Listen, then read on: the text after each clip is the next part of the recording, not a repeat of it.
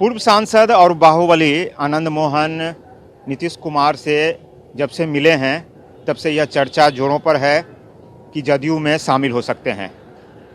ऐसे उनके बेटे चेतन आनंद पहले से आरजेडी में हैं और अब जो सूत्रों से पता चल रहा है कि आनंद मोहन अपने परिवार यानी कि पत्नी और जो छोटे बेटे हैं उनके साथ जदयू का दामन थाम सकते हैं।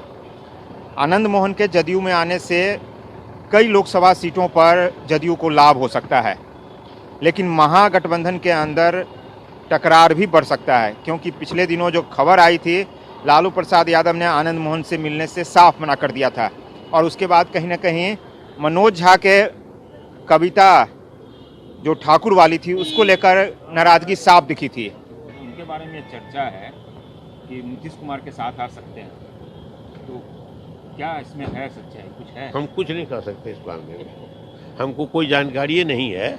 बाकी तो पार्टी में आने का सवाल है, जहाँ तक उसको हमको कोई जानकारी नहीं है।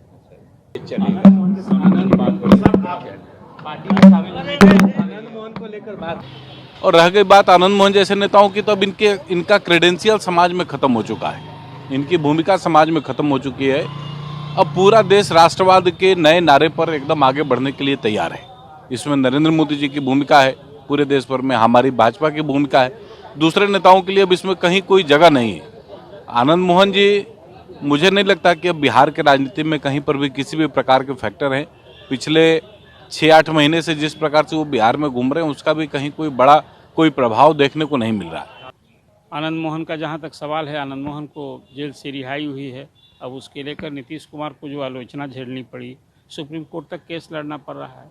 आनंद मोहन एक अपने मिजाज के राजनेता के रूप में उनकी छवि है, लड़ाकू हैं की छवि है और लालू जी से के भी साथ कभी रहे हैं, नीतीश जी के भी साथ रहे हैं।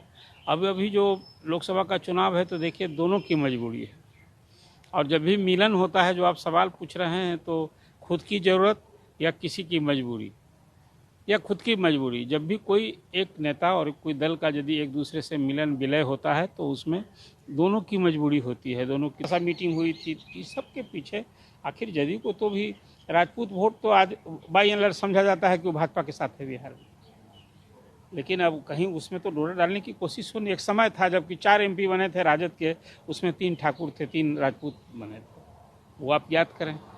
इसलिए ये सब कुछ राजनीति चुनाव नज़दीक जैसे जैसे आ रहा है, ये हर दल विभिन्न जाति समूहों को मिलाने का, पटाने की कोशिश। आनंद मोहन का जदयू में आने का जो संकेत है, चर्चा है, इसको मैं इसी रूप में देखता हूँ। और जेल से रिहाई के बाद आनंद मोहन की नज़दीकियां नीतीश कुमार से बढ़ी हैं और यदि जदयू में शामिल होते हैं तो सीतामढ़ी, शिवहर के साथ वैशाली, आरा, औरंगाबाद सहित कई ऐसे लोकसभा सीट हैं जहां राजपूत मतदाताओं का दबदबा है, वहां जदयू को लाभ हो सकता है यदि जदयू वहां से अपना उम्मीदवार उतारा।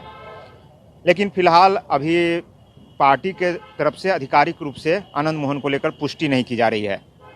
कैमरामैन अशोक के साथ अविनाश, ETV भारत, पटना।